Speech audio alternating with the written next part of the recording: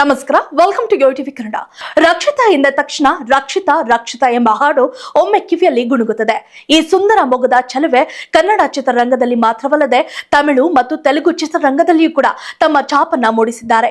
ಒಂದು ಸಮಯದಲ್ಲಿ ಪಡ್ಡೆ ಹೈಕಳ ಹೃದಯ ಗೆದ್ದ ಈ ನಟಿ ಈಗ ಕೆಲವೊಂದು ಕನ್ನಡದ ಕಾರ್ಯಕ್ರಮಗಳಲ್ಲಿ ನಿರ್ಣಾಯಕರಾಗಿ ಸೇವೆಯನ್ನ ಸಲ್ಲಿಸುತ್ತಿದ್ದಾರೆ.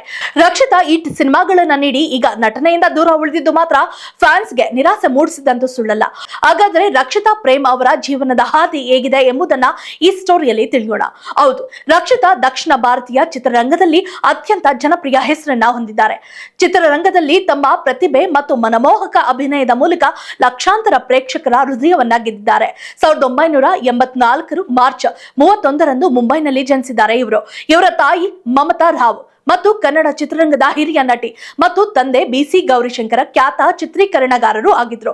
ಬಾಲ್ಯದಲ್ಲಿ ನಟನೆಯಲ್ಲಿ ಆಸಕ್ತಿ ಹೊಂದಿದ್ದ ರಕ್ಷಿತಾ ಇಂದು ಕನ್ನಡ ಚಿತ್ರರಂಗದ ಮಹತ್ವವಾದ ಪಾತ್ರವನ್ನ ವಹಿಸಿಕೊಂಡಿದ್ದಾರೆ.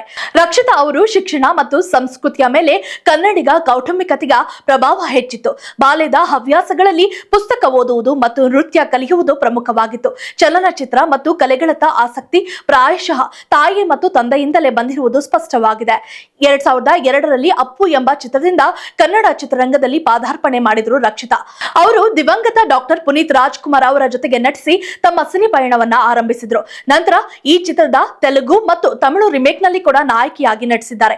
ಬಳಿಕ ದರ್ಶನ್ ರವರ ಕಳಾಸಿಪಾಳ್ಯ ಚಿತ್ರ ರಕ್ಷಿತಾ ಸಿನಿ ಕರಿಯರ್ಗೆ ಬಿಗ್ ಬ್ರೇಕ್ ಅನ್ನೇ ನೀಡಿತು. ಕನ್ನಡದಲ್ಲಿ ಪುನೀತ್, ದರ್ಶನ್, ಸುದೀಪ್, ಶಿವರಾಜ್ ಕುಮಾರ್, ಉಪೇಂದ್ರ, ಶ್ರೀ ಮುರಳಿ ಮುಂತಾದ ನಟರೊಂದಿಗೆ ನಟಿಸಿದ ರಕ್ಷಿತಾ ತೆಲುಗಿನಲ್ಲಿ ಚಿರಂಜೀವಿ, ನಾಗಾರ್ಜುನ, ಮಹೇಶ್ ಬಾಬು, ರವಿತೇಜ, ಎನ್ಟಿಆರ್ ಮುಂತಾದ ನಟರೊಂದಿಗೆ ತೆರೆ ಹಂಚಿಕೊಂಡಿದ್ರು. ಕನ್ನಡದಲ್ಲಿ ದರ್ಶನ್ ರಕ್ಷಿತಾ ಜೋಡಿ ಸಾಕಷ್ಟು ಪ್ರಸಿದ್ಧಿಯಾಗಿದ್ದು ಮಾತ್ರ ವಿಶೇಷವಾಗಿದೆ.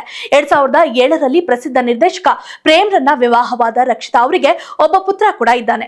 ಪ್ರೇಮ್ ಅವರ ಜೊತೆಗೆ ವಿವಾಹವಾದ ನಂತರ ನಟನೆಗೆ ವಿರಾಮ ಹೇಳಿದ ರಕ್ಷಿತಾ ತಮ್ಮ ಓಂ ಬ್ಯಾನರ್ ನಲ್ಲಿ ಚಿತ್ರ ನಿರ್ಮಾಣಕ್ಕೆ ಇಳಿದ್ರು.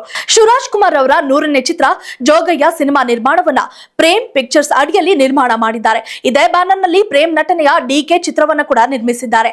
ಇದರಲ್ಲಿ ಏಕಲವ್ಯ ಸಿನಿಮಾ ಕೂಡ ಒಂದು. ಅದರಂತೆ ಕಿರುತೆರೆಯಲ್ಲಿ ನಿರೂಪಕಿಯಾಗಿ ಸ್ವಯಂವರ ಕಾರ್ಯಕ್ರಮ ನಿರೂಪಣೆ ಮಾಡಿರುವ ರಕ್ಷಿತಾ ನಂತರ ಜಿ ಕನ್ನಡ ಕಾಮಿಡಿ ಕಿಲಾಡಿಗಳು ಕಾರ್ಯಕ್ರಮದಲ್ಲಿ ತೀರ್ಪುಗಾರರಾಗಿ ಭಾಗವಹಿಸಿದ್ದಾರೆ.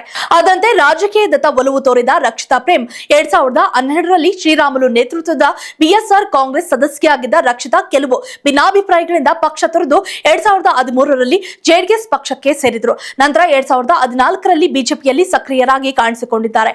ಇನ್ನು ಸೋಷಿಯಲ್ ಮೀಡಿಯಾದಲ್ಲಿ ಹೆಚ್ಚು ಅಭಿಮಾನಿಗಳೊಂದಿಗೆ ಸಂಪರ್ಕದಲ್ಲಿ ಇರುವ ರಕ್ಷಿತಾ ಪ್ರೇಮ್ ತಮ್ಮ ಅಭಿಮಾನಿಗಳ ಪ್ರೋತ್ಸಾಹಕ್ಕೆ ಸದಾ ಕೃತಜ್ಞತರಾಗಿದ್ದಾರೆ. If you like this video ಬೇಗ ಲೈಕ್ ಮಾಡಿ, ಕಾಮೆಂಟ್ ಮಾಡಿ, ಶೇರ್ ಮಾಡಿ ಹಾಗೂ ಯೋಯೋ ಟಿವಿ ಕನ್ನಡವನ್ನು ಸಬ್ಸ್ಕ್ರೈಬ್ ಮಾಡಿ.